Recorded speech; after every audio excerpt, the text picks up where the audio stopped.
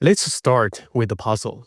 The official readouts after the leaders of the United States and China met in Busan sounded, on the surface, surprisingly warm. New purchases of American farm goods, movement on rare earths, and even talk of mutual visits. Yet, in the same breath, Washington reaffirmed strict limits on the most advanced chips, and both sides emphasized national security prioritizes that have not changed. So here's the contradiction. If the atmosphere is improving, why do the red lines remain exactly where they were? That is the case file today. Roadmap. First, we will walk through the official story. What was announced on the plane, on the podiums, and in background briefings. Then we'll examine what didn't move, technology controls, structural frictions, and the timelines that matter. Finally, we will connect the dots and ask the question that really matters. Are we looking at the durable reset or a tactical pause before the next round? According to U.S. statements immediately after the meeting, Beijing agreed to resume very large purchases of American soybeans and other agriculture products. That matters for farm state politics and for price signals in commodities. It's also a familiar tool. Agriculture is often the fastest dial either side can turn to show goodwill without touching core strategic issues. On rare earth, those specialized minerals essential to magnets, missiles, and clean tech supply chains, both sides signaled a one-year breathing space. The roadblock, as one readout put it, is set aside for now. In practical terms, think of a 12-month window in which export restrictions are suspended, while buyers and miners elsewhere test their contingency plans. It's a relief valve, not a resolution. On trade measures, the administration indicated it would cancel a planned escalation to 100% tariffs on the broad swaths of Chinese goods. Separately, a fentanyl-related penalty rate was reportedly cut from 20 to 10%, paired with the new pledges from Beijing to crack down on processors' chemicals and enforcement gaps. At the same time, officials stressed that other tariff regimes, like Section 301 and 232, remain in force, and the average effective tariff on Chinese imports still sets in the mid 40% range. Translation: that's easing at the margin, but not a return to pre 2018 conditions. On semiconductors, the signal was unambiguous. Discussions about chip sales can proceed, but the newest, most capable models, NVIDIA's Blackwell generation, are off the table, even in downbind forms. That preserves the core leverage of U.S. export controls. Advanced compute stays restricted, while legacy or second-tier chips may be available under tighter guardrails. On geopolitics, the leader reportedly spent time on Ukraine and the broader de-escalation themes. Taiwan, by contrast, was not discussed.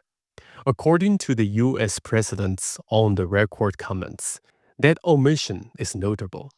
The most sensitive flashpoint was deliberately left untouched. Another sign this meeting was about stabilizing the edges, not redrawing the map. Finally, there was choreography. The two sides floated reciprocal visits. Washington to Beijing as early as April, and the return visit to the U.S. thereafter. Symbolism is part of statecraft. Itineraries help markets and allies feel there's a channel. But symbolism is not substance. We need to test the promises against the timelines. Technology controls. The heart of the competition, advanced computing, remains tightly fenced. Blackwell-class chips staying restricted is the headline there. As former U.S. Deputy National Security Advisor Matthew Pottinger has argued, allowing next-generation accelerators into the Chinese market would alter the technical risks in artificial intelligence. That didn't happen. The fence is still up. Structural tariffs. Even with selective relief, the baseline tariff architecture persists. When the average effective rate remains around the mid-40s%, it signals that the default setting is friction, not free flow. Companies planning multi-year investments will read that as decouple where necessary, de-risk where possible. Rare earths, a timer, not a treaty. A 1-year pause is a clock. It invites alternative suppliers from Australia to Southeast Asia to accelerate projects, and it gives manufacturers time to redesign for material flexibility. If the past decade taught supply chain managers anything, it's to never be hostage to a single point of failure. A pause may actually speed diversification. TikTok, human rights, and market access. Notice what wasn't front and center. There was no breakthrough on app divestiture debates and no new framework on enduring human rights concerns. Market access and national treatment issues, core to every major business chamber's wish list, didn't receive headline commitments either. Those are the long poles in the tent for any durable agreement. They remain long. While the official briefings avoid direct references to human rights, advocacy groups sought to ensure the issue wasn't sidelined. On the same day as the summit, the Falun Dafa Information Center publicly urged President Trump to raise specific human rights concerns with Xi Jinping, including the release of detained practitioners whose family members live in the United States, and an end to alleged transnational harassment of Falun Gong communities inside the U.S. The appeal highlighted what rights organizations describe as a pattern of extraterritorial pressure, from online intimidation to reported illegal police outposts in major Western cities. Although Washington has already moved against some of these operations, analysts note that such cases underscore a deeper challenge: how to address values-based issues within an increasingly transactional U.S.-China dialogue. In short, even as trade, fentanyl, and rare earths discussions dominated headlines, the human rights question remained a silent but persistent undercurrent in the relationship. Security posture. Separate from the meeting, Washington signaled a tougher strategic backdrop.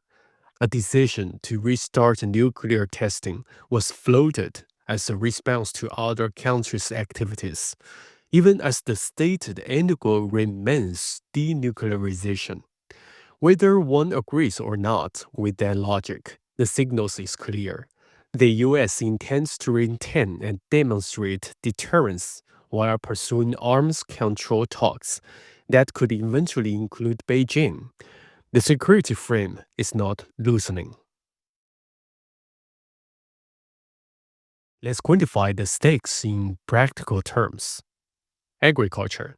A large Chinese purchase program can support tens of thousands of American farm jobs, stabilize rural income expectations for the season, and affect freight demand from river barges to rail. But these purchases can also be dialed back quickly if talks sour.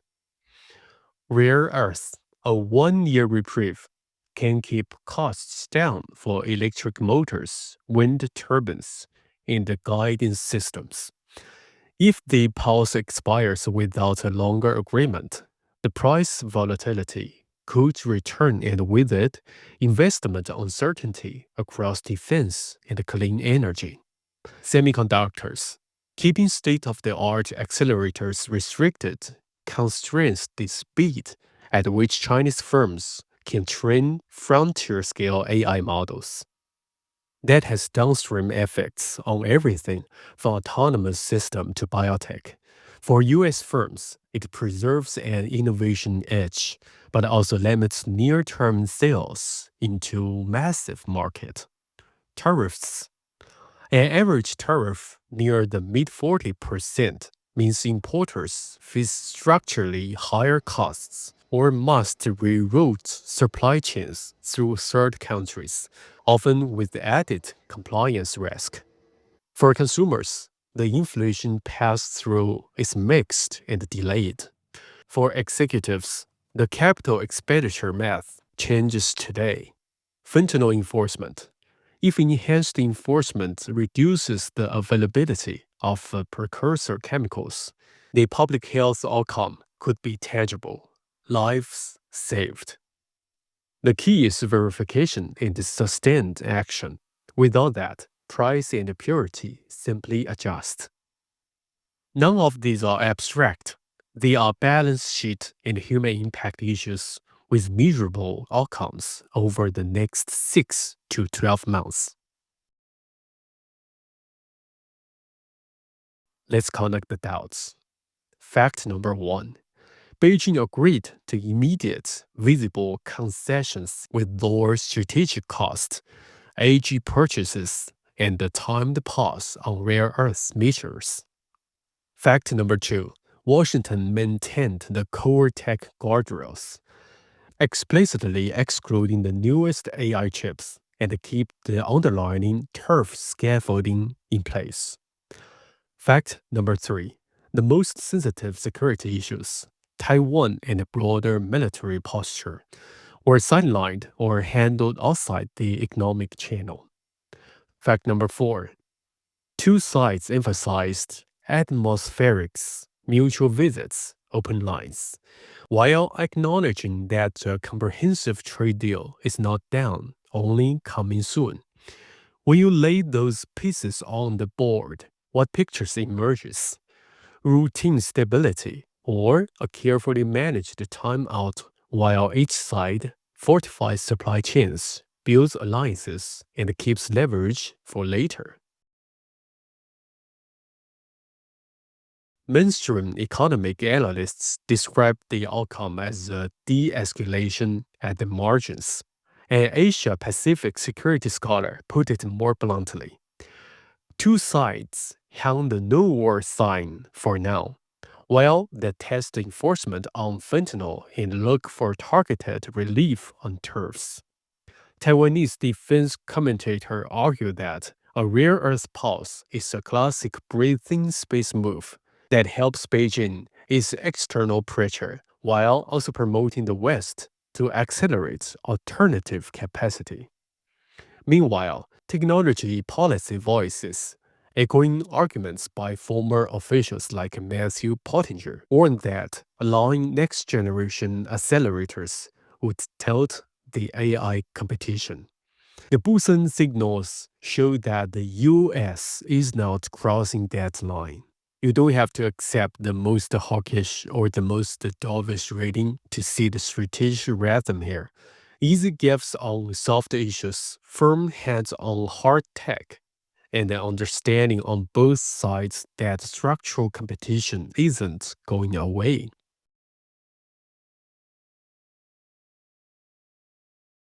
First, the stabilization dividend. If foreign purchases show up in export data within weeks, a precursor enforcement yields measurable public health improvements. And if the rare earth pause holds, markets could price in the modest boost to risk appetite. Watch USDA export reports, custom seizure data, and order books at magnet and motor manufacturers. Number 2. The compliance crunch. If companies treat the easing as a green light and then run into enforcement surprises on rules of origin, de minimis shipments, or AI chip gray zones, expect volatility. Watch newbies guidance, penalties for origin washing, and updates on AI accelerator performance thresholds. Number 3. The timer expires. As the rare earth pause approaches month 10, negotiating leverage sharpens. If alternatives have wrapped, the cost of a snapback falls. If not, the bargaining power shifts. Watch complex announcements in Australia, North America, and Southeast Asia. Number 4. The summit effect. Reciprocal visits create focal points. Progress packages are often held for leader-level optics. If the April visit happens, expect targeted deliverables, aviation orders, business visa facilitation, or sector-specific working groups, rather than a ground bargain. So, what's the takeaway here? This looks less than a reset and more like a managed intervention. The economic dials most visible to voters in the markets, farm purchases, a tariff trend here, a pulse point probe there, move just enough to cool the temperature. The United States keeps the technological edge fenced. China eases immediate pressure on supply chains and signaling. Each side tells its domestic audience, we are protecting our interests and keeping channels open. Now, the question I will leave you with. When the 1-year timer on rare earths runs down and the calendar flips toward the next set of political deadlines on both sides, does this intermission turn into a second act of de-risking and rivalry? Or does it become the template for colder but more predictable coexistence? That's the line we will keep watching. Until next time, you are up to speed. Also, feel free to watch other episodes on my channel. See you there.